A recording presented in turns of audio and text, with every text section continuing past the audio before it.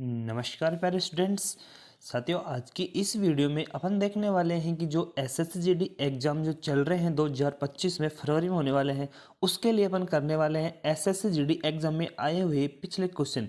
तो इस वीडियो में अपन देखने वाले हैं जीके के टॉप 20 क्वेश्चन। ठीक है साथियों, जो कि आपके 1 फरवरी 2023 की पहली शिफ्ट में आए हुए हैं। तो साथियों, यहाँ अपन करेंगे जो क्वेश्चन एसएससीजीडी की पहली शिफ्ट में यानी कि 2023 में जो फरवरी में पहली शिफ्ट हुई थी उसमें जो जितने भी क्वेश्चन आए हुए हैं।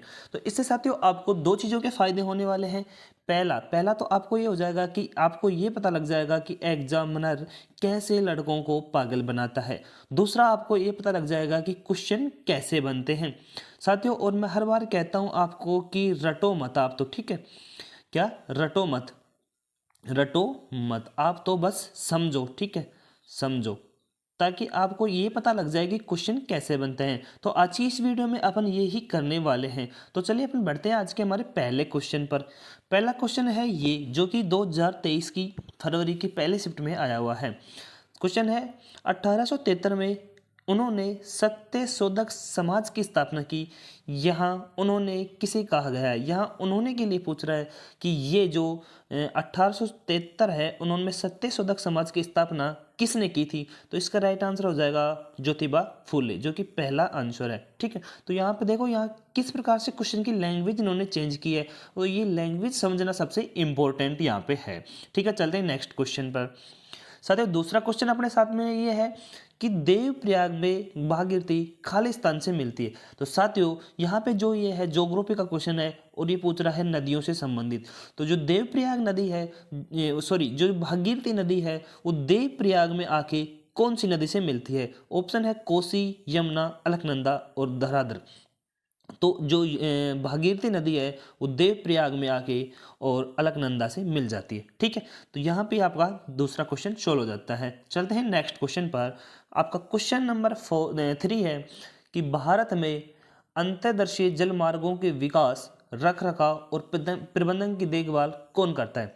तो साथियों, यहाँ आप सबको ये स्पष्ट हो रहा होगा कि एग्जामिनर क्वेश्चन कहाँ से उठाता है और एग्जामिनर क्वेश्चन को कैसे मरोड़ तोड़ के पेश करता है। पहला ऑप्शन है भारतीय इस्पात प्राधिकरण, भारतीय विमानपत्तन अधिकार प्राधिकरण, भारतीय अंतर्देशीय जलमार्ग प्राधिकरण और भारतीय राष्ट्रीय जलमार्ग। तो इसका राष्ट्रीय आंसर हो जाएगा ऑप्शन नंबर 3। ठीक है, चलते हैं नेक्स्ट क्वेश्चन पर। नेक्स्ट क्वेश्चन है आपका यहाँ पर, अर्थशास्त्र किसके द्वारा लिखा गया था?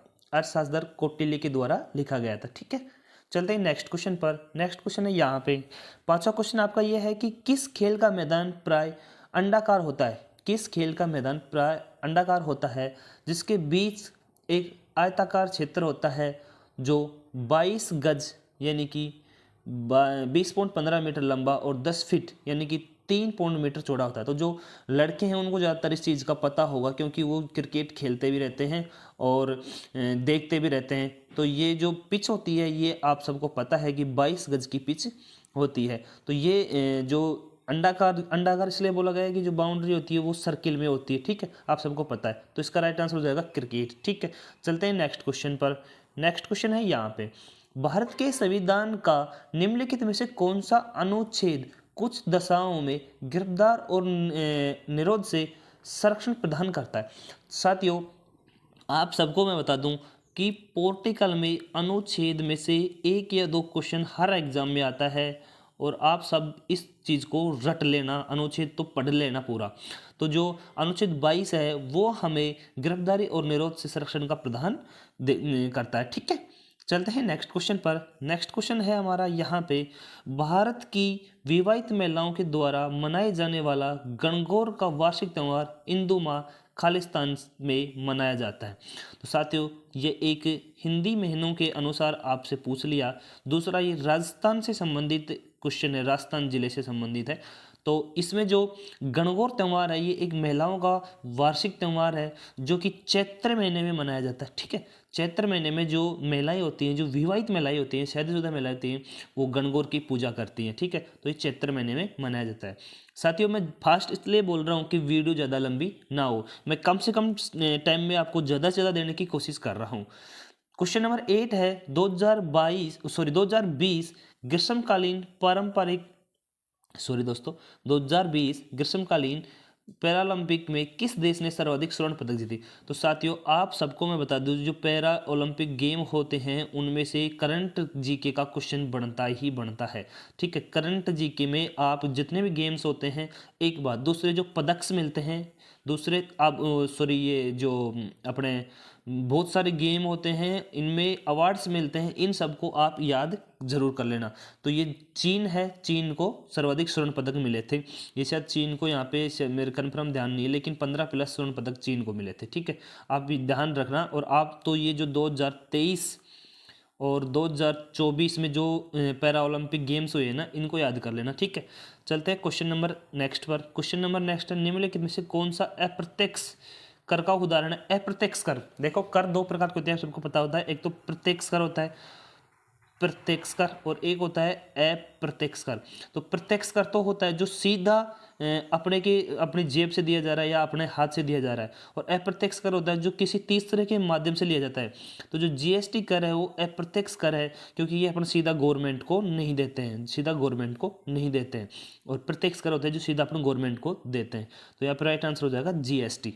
जो अब साथियों जीएसटी पे बहुत क्वेश्चन आते हैं। जीएसटी 2018 से लागू की गई थी, आप इस चीज़ को भी याद कर लेना। और जीएसटी लगाने वाला पहला राज्य कौन सा है, अंतिम राज्य कौन सा है, इन चीज़ों को भी आप याद कर लेना। जीएसटी की क्वेश्चन आते रहते हैं। चलिए नेक्स्ट क्वेश्चन पे चलते हैं। नेक्स्ट क्वेश्चन है, व्यक्ति प्रयोजक आय वह धन है जो घरेलू उपयोग, खालिस्तान और आयकर के लेखांकन के बाद खर्च के लिए उपलब्ध होता है। साथियों, इस प्रकार का अगर क्वेश्चन आता है ना और आपके समझ में नहीं आ रहा है कि क्वेश्चन क्या कह रहा है, तो आप इस क्वेश्चन को एक बार छोड़ दीजिए और जो टाइम बचता है ना, दोबारा उस टाइम में देख लीजिए कि ये क्वेश्चन क्या कह रहा है। दूसरी बात, अगर आप पढ़ रहे हैं तो इसको थोड़ा बारीकी से पढ़िए, तो ये आपके समझ में आ जाएगा। ठीक है, तो अगर ये आपके एक बार समझ में आ जाएगा तो आप इसका आंसर आराम से दे सकते हैं। अगर लैंग्वेज समझ में नहीं आएगी तो आपको आंसर देने में दिक्कत आएगी।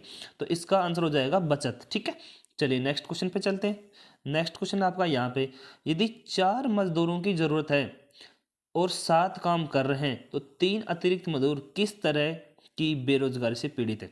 ठीक है, अगर कोई काम है उसको 4 आदमी या 4 मजदूर कर सकते हैं। ठीक है, क्या 4 मजदूर कर सकते हैं, और आपने लगा रखे हैं 7 मजदूर।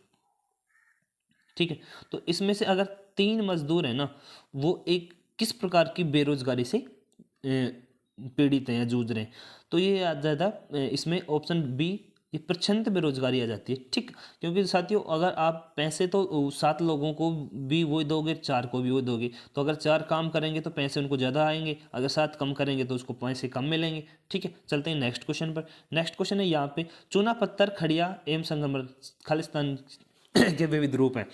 तो जो चूना पत्थर है और खड़िया एवं संगमरमर है, ये कैल्शियम कार्बोनेट के विविध रूप है। ठीक है, ये साइंस का क्वेश्चन है। साइंस में आपके कम से कम साइंस में 20 क्वेश्चन में से कम 3 या 4 क्वेश्चन तो साइंस के आए आएंगे। ठीक है, नेक्स्ट क्वेश्चन पे चलते हैं। नेक्स्ट क्वेश्चन है, सीवी चंद्रशेखर को खालिस्तान के उनके योगदान के लिए पद्म भूषण से सम्मानित किया। देखो साथियों, मैंने बताया था कि इस प्रकार के क्वेश्चन तो आप रट लेना, ये क्वेश्चन आएंगे, क्योंकि ये करंट में इस प्रकार के क्वेश्चन ही पूछे जाते हैं। तो ये जो भरतनाट्यम था, इसके योगदान के लिए उनको पद्म भूषण से सम्मानित किया गया था। किसको? सीवी चंद्रशेखर को। ठीक, आप तो करंट पढ़ लेना, ये करंट के क्वेश्चन है। आप तो 2023 और 24 की करंट पढ़ लेना, 23 और 2024। ठीक है, ये आपकी आने वाली है। चलिए नेक्स्ट क्वेश्चन पे चलते हैं।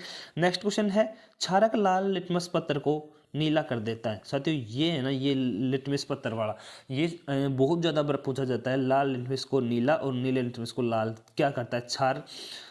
छारे और वो क्या बोलते हैं उसको। ठीक है, तो ये क्वेश्चन आप रट लेना। ठीक है, चलते हैं नेक्स्ट क्वेश्चन पर। क्वेश्चन नंबर आपका है 15 है कि निम्न में से क्या औद्योगिक विकास की हानि है? तो अगर औद्योगिक विकास है, जो उद्योग धंधे हैं, उनसे हानि हमें हो रही है, तो क्या हो रही है? प्रदूषण की हमें हानि हो रही है। ठीक है, तो चलते हैं नेक्स्ट क्वेश्चन पर। नेक्स्ट क्वेश्चन हमारा यहाँ पे है 16, निम्नलिखित राजनेताओं में से कौन जुलाई 2022 में भारत के राष्ट्रपति बने? निम्नलिखित राजनेताओं में कौन जुलाई 2022 में? तो ये द्रौपदी मुर्मू साहब जो बनी है, जो फिलहाल भी हमारे प्रेजेंट में राष्ट्रपति जी। ठीक है, माननीय। अब चलते हैं अपन नेक्स्ट क्वेश्चन पर। खालिस्तान कैबिनेट और राज्यपाल के बीच संपर्क की एकमात्र कड़ी, तो जो मुख्यमंत्री होते हैं वो कैबिनेट और राज्यपाल के बीच की क्या होती है, कड़ी होती है। ठीक, इस प्रकार के पॉलिटिकल के क्वेश्चन आपको पढ़ने पड़ेंगे। 23 अप्रैल 2022 को चीफ ऑफ आर्मी स्टाफ का पदभार किसने संभाला? तो साथियों ये है करंट के क्वेश्चन, आप सबको इस प्रकार के करंट के क्वेश्चन याद करने पड़ेंगे। तो इसमें आ जाएगा मनोज पांडे। चलते हैं अपने नेक्स्ट क्वेश्चन पर। क्वेश्चन नंबर 19 है, नवंबर 2022 तक की स्थिति के अनुसार भारत में केंद्रीय सूचना प्रसारण और युवा कार्यक्रम और खेल मंत्री कौन था? तो जो अनुराग सिंह ठाकुर थे, ये नवंबर 2022 तक थे।